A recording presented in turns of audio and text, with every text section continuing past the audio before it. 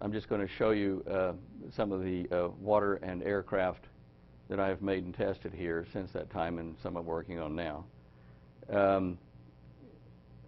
They cycle about every 5 seconds.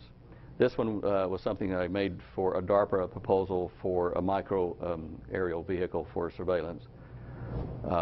This was along the same lines. They weren't accepted, by the way, so there's nothing secret here. These all employ the principles of vortex spins in air or charged air. This is another one we built in Australia, stateside. By the way, the real things weren't quite as pretty all the time. They had scuff marks and things on them, but anyway, this gives you the idea.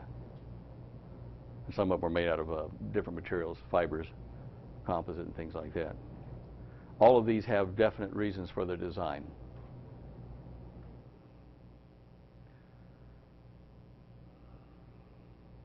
And that's a plasma craft with the ion peaks on the center vortex, as I've discussed with you before.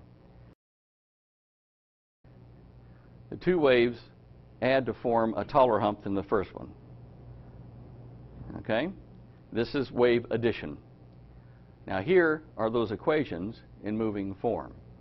The bottom ones are the two reference ones, the divergent, convergent, and the one in the middle, or the one at the top, the yellow one, is the resulting orbits, which can be vastly different than a normal series progression or exponent or hyperbolic curve. Let me just do this again.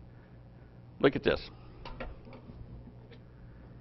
See these ripples here. Now here is one that's only about 9/10 separated from that by its frequency. And this would be the sun in the center, and these would be orbits of planets. Well, now, here you see two humps. They're not quite aligned, and two more, they're not quite aligned. But when you add them together, an orbit almost disappears. Now, why is this important? As our star starts to slow down, which all stars do as they die, the rings around them where planets can orbit change, and orbits get canceled, and it's like, hey, you can't park there anymore. And that's why we think Venus, only one of our planets that doesn't have what's called a magnetosphere or plasmasphere, and it rotates backwards to everybody else, we think Venus either came in from an outer orbit or out of the solar system and as an interloper in a temporary orbit. Okay.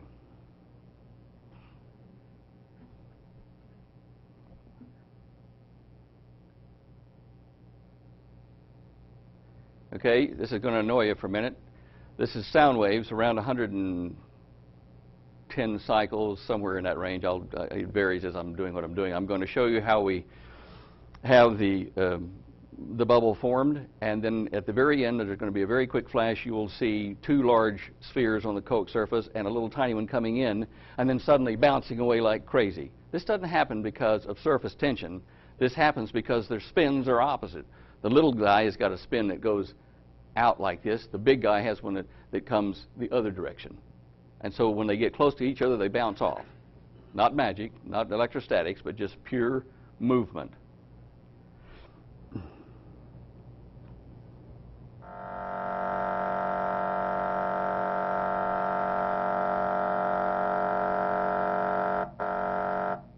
Notice in this, that would be the sun, and this would be a planet. What is happening is the speaker, I've got on the table, you'll see that in a second as it moves down the shot. The speaker is generating a wave in the side of the bottle that is reinforcing this one here and keeping it alive. It is feeding it inertia, waves, like planets get fed.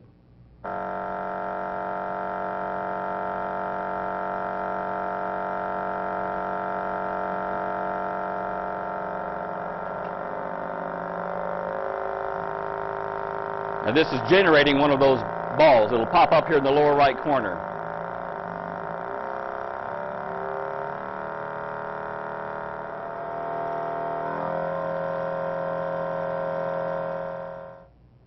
Okay. There's no magic to gravity. It is motion in a fluid space. It is spin around a center or two centers, as the case may be. If you apply that to a saucer craft, you're going to see the following things.